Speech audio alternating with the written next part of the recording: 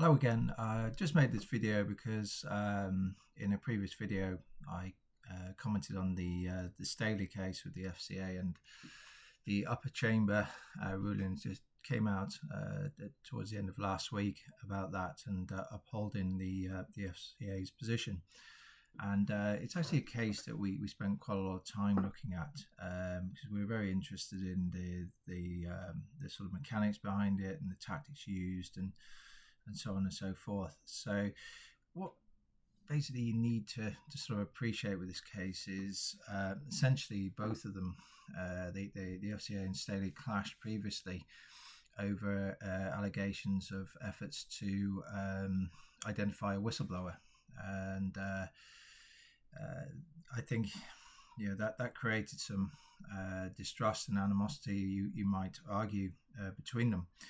And if you push forward then to the issue with Epstein, when I suspect that when, I don't know for sure, just surmising, Staley was challenged on his relationship with Epstein, he possibly thought the narrowness of that framing could have perceived it as an effort to encircle and envelope him, and to sort of trap him out of the industry in some ways. As it's been judged by the upper chamber, many people have their views on the impartiality of the upper chamber.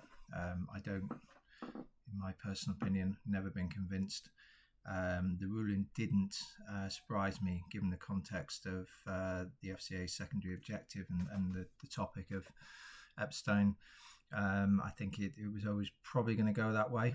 But when you think about it, what really was the point of asking Staley, the extent of his relationship with Epstein? Did he have a close relationship? Really, it should have been a defined question. Were you aware of any wrongdoing committed by Epstein, and did you partake in any? Because if you're doing it on an association, you're looking at a man here who had vast contacts, and he, over a long period of time, you could argue, had close, however you judge, close relationships with many people in positions of authority and senior positions in very significant companies.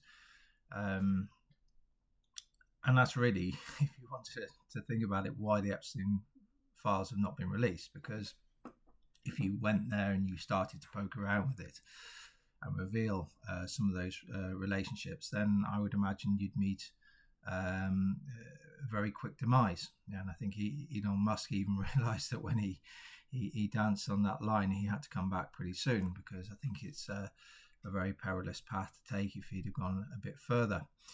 And in many ways, what, in my opinion, the upper tribunal should have done is said, why were you not specific in the questions? Because really the issue is over wrongdoing.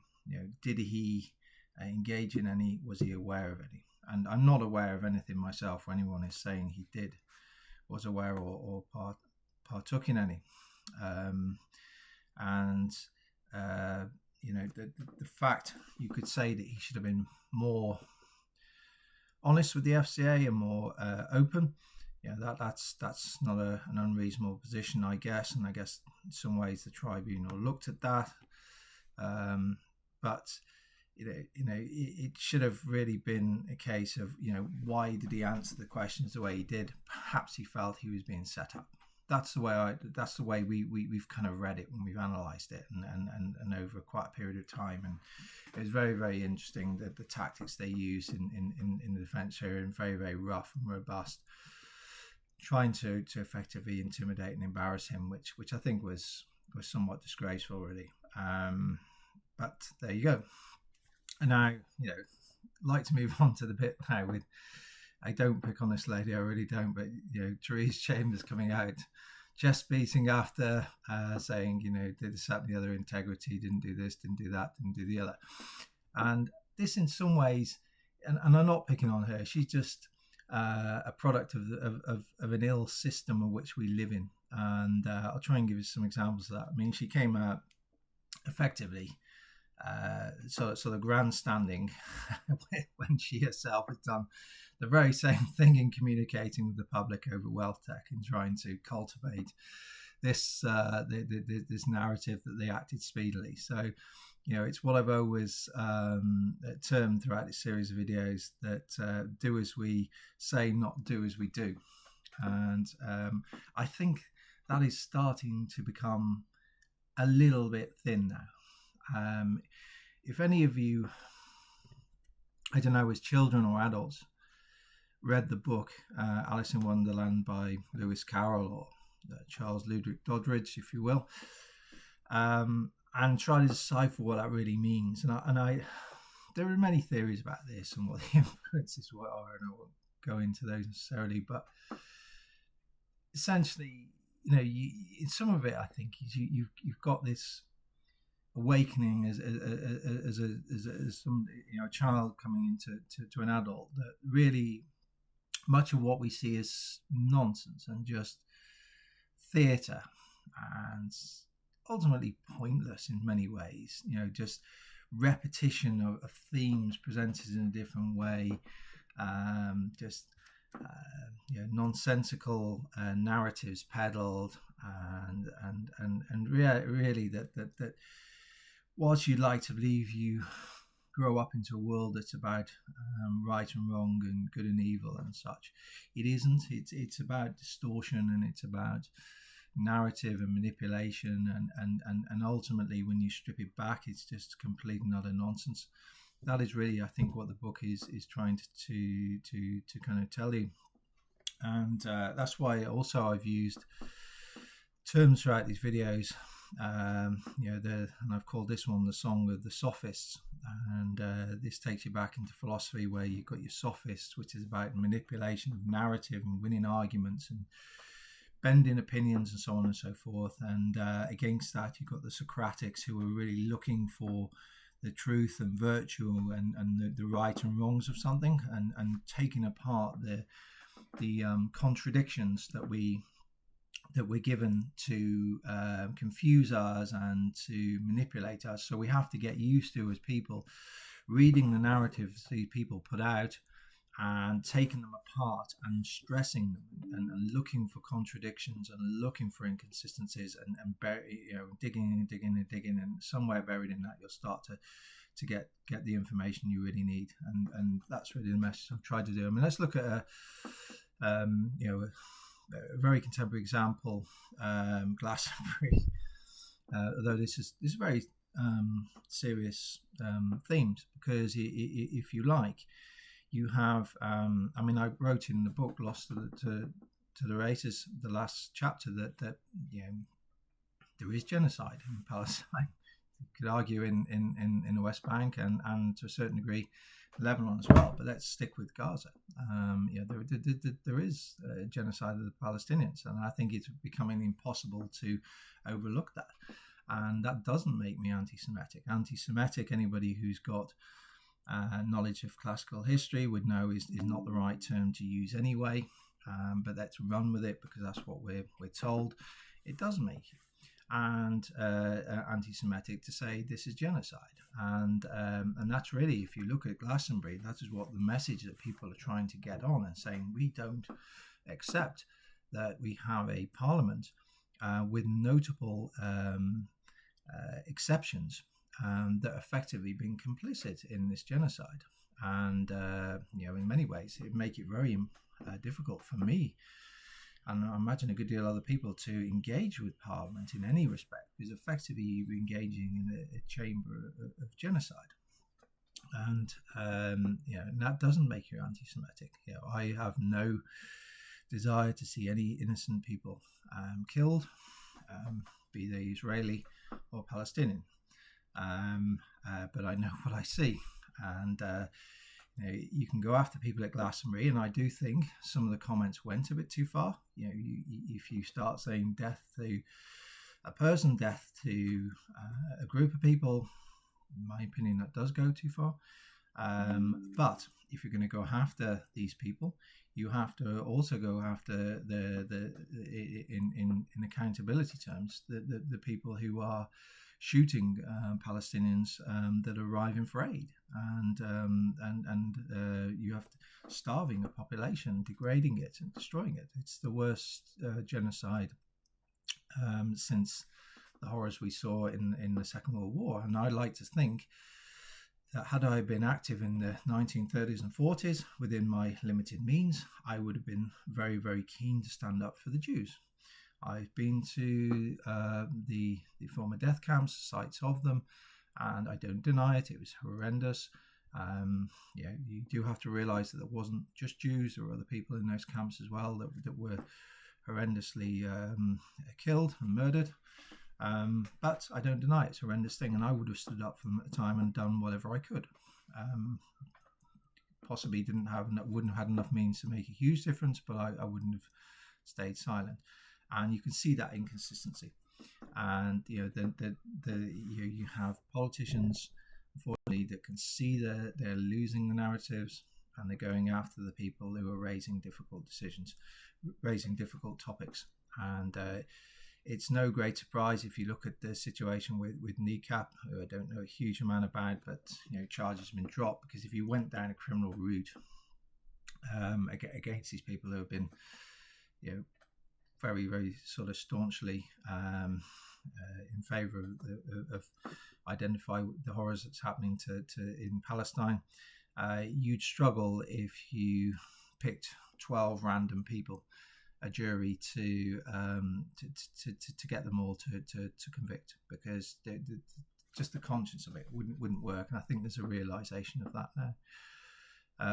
And that leads into the issues that I've raised with the WealthTech case, with these sort of phony narratives and this conflict of interest between your regulator and your prosecutor, and how that's sort of distorting the framing of the case.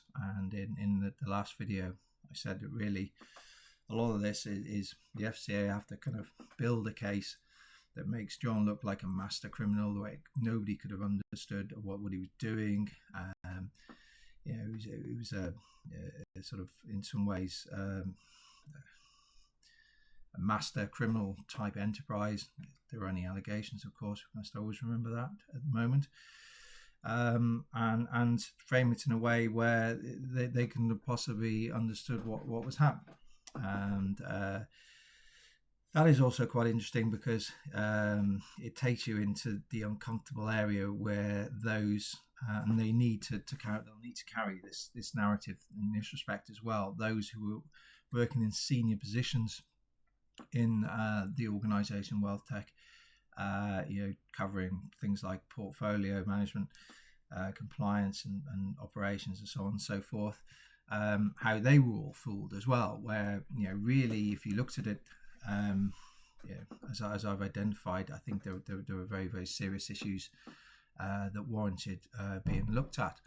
And I think as the FCA will be relying on those people as key witnesses and witness statements and so on and so forth, they will have to kind of almost have this understanding that that we won't look at whether you acted with due care and diligence and so on in your roles, and should have noticed things that perhaps should have been noticed. And you've got like a regulator who's going to try and sort of construct it where they're effectively to come out of it with only a few minor, or we might have done this, we might have done that, and also working with a group of people who really are playing this nicely dual role of experienced, highly qualified professionals, but didn't see what we're told is extremely large fraud. That's going to be very. We watch that with a lot of interest. We watch that with a great deal of interest. That dynamic is greatly interesting to us. Other aspect is possibly good for clients. This, depending on how the money is dispersed, it's quite clear that certain organisations are being sounded out for potentially being shaken down over whether they should have done better in their operations, whether it be transferring of money, source of funds checks, and so on and so forth, and anti-money laundering things, and all that sort of stuff selectively. And I think there will be a series of agreements where sums will be paid over to settle this in a probably in a very opaque fashion.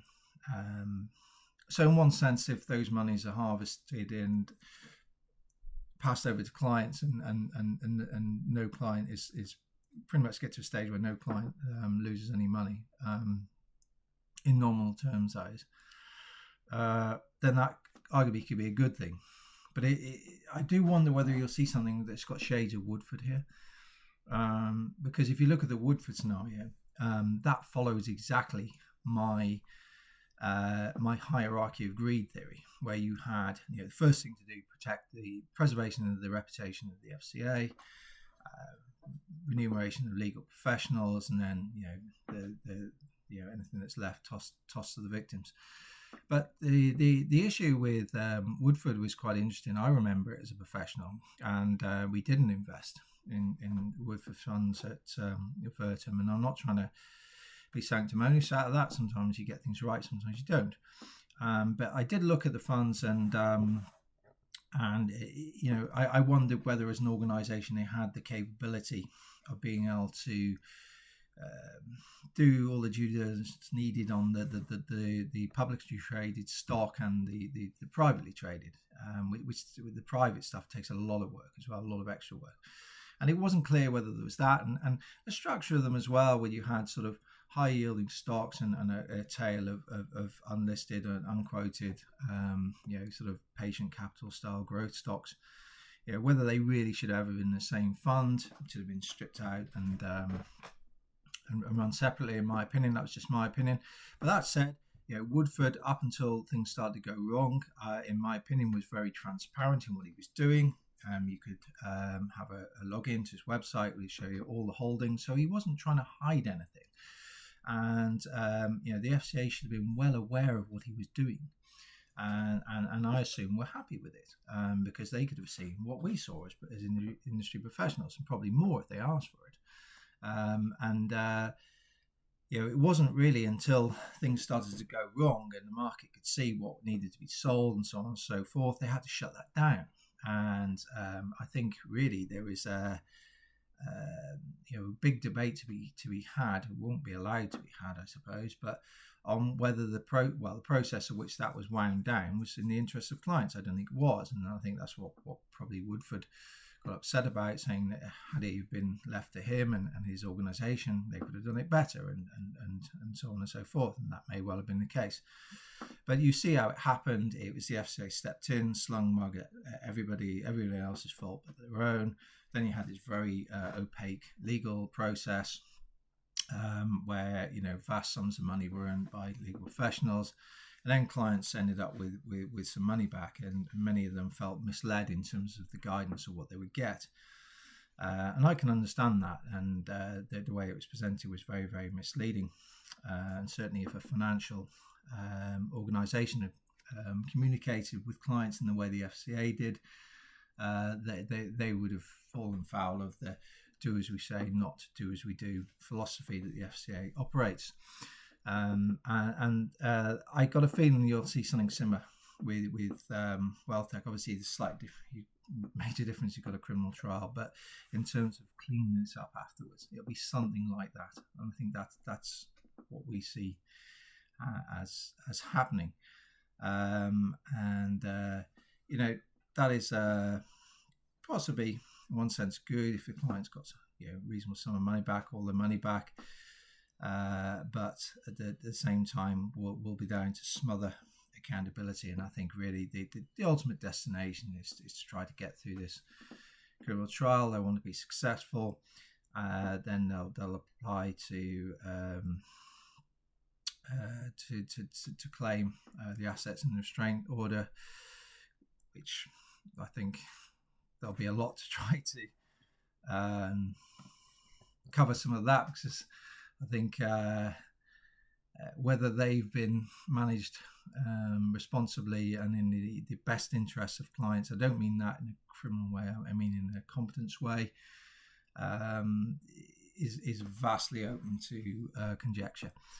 But I think that will try to be smothered, and they'll want to get to a stage where essentially they conclude everything, and then they just put a few paragraphs on their website saying, yes, we did this, we did that, the usual cut and paste stuff, and a bit of chest beating, and then say, yeah, maybe we could have learnt this, could have learnt that, but we've all fixed it now and it's all done. And so that's the way I see it. But I think we are getting to a point in time now where people are. It's quite encouraging in some ways, and I think that the Gaza situation is in Palestine is really been an awakening, and it's beyond just that, where people are starting to reject and push back narratives and say we don't believe you. We don't believe you as politicians. We don't believe you as regulators. We don't believe you as media outlets. We are going to dig, and we're going to look for these inconsistencies. We're going to be the Socratics. We're going to try and get to the truth ourselves, not rely on you. And I think it's really when societies start to struggle, and there's a lot in the West that are in this situation, not just the UK, where they know that they're starting to lose the narrative. They know people are losing faith in them. They know that people do not trust them. And if you look at history, when that starts to happen, you see this lurch to suppression, be it free speech, or often a little bit more robust than that. And we're seeing that we're seeing that now, and you've seen it in the legal system as well. Whereas when it suits a legal system, where there's a case that requires being dealt with in such a way as to send a sharp message to society, it's rammed through the courts. But when other cases, taken nice and slowly, and let time just amortize the accountability. And hopefully that's given you a bit of insight. In the meantime, I do, we've had these threats from both sides, the FCA and local authorities, in terms of the wealth network and the private assets and the crossover between the two. In the context of what I've just discussed, it's not unusual. It doesn't change anything. We know the value of what we have, and we're going to put it out. In the meantime, take care.